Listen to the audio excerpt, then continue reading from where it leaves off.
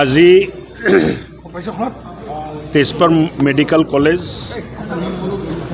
ভ্ৰমণ কাৰ্যসূচী আছিলে। ৰাতিপুৱাৰ পৰা এতিয়ালৈ ৰিভিউ মিটিং, হস্পিটেল চোৱা, OPD চোৱা আৰু গোটেই আলোচনা,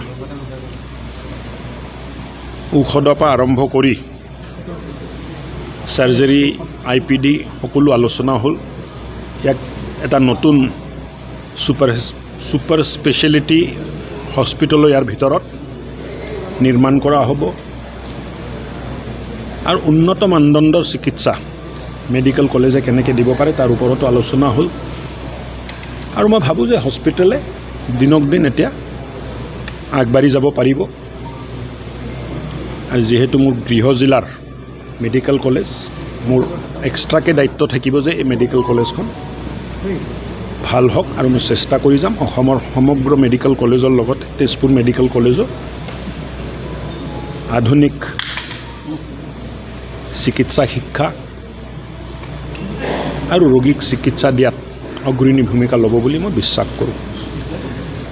আজি মই গম পালোঁ আৰু মনটো বৰ ভাল লাগিলে যে প্ৰায় 40টা হিপ চাৰ্জাৰী মেডিকেল কলেজে যোৱা এবছৰত কৰিছে।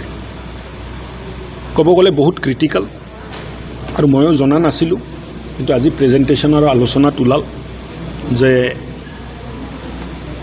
প্ৰায় 40খন হিপ চাৰ্জাৰী ছাকচেছফুলি কৰিছে, এটাও চাৰ্জাৰী বেয়া হোৱা নাই। মাতৃৰ মৃত্যুদৰ, শিশুৰ মৃত্যুদৰৰ ওপৰতো দীঘলীয়া এটা আলোচনা হ'ল আৰু বহু ধৰণৰ পন্থাৰে MMR, IMRও কমাৰ কাৰণে আমি প্ৰয়াস আৰম্ভ কৰিছোঁ অসমত। আৰু মুখ্যমন্ত্ৰী ডাঙৰীয়াই যে কয় যে অসমক অগ্ৰণী 5খন ৰাজ্যৰ ভিতৰত আমি অহা 5 বছৰ স্থান দিম, এইটো কওঁতে স্বাস্থ্য বিভাগো তাত অন্তৰ্ভুক্ত হৈ থাকে যে স্বাস্থ্য খণ্ডটো অসম ভাৰতৰ 5খন শ্ৰেষ্ঠ ৰাজ্যত যাব লাগিব। MMR কমিব লাগিব, IMR কমিব লাগিব, NCD কমিব লাগিব। আৰু মই ভাবোঁ যে মুখ্যমন্ত্ৰী ডাঙৰীয়াৰ মাৰ্গদৰ্শনত এই কামখিনি আমি কৰি যাম।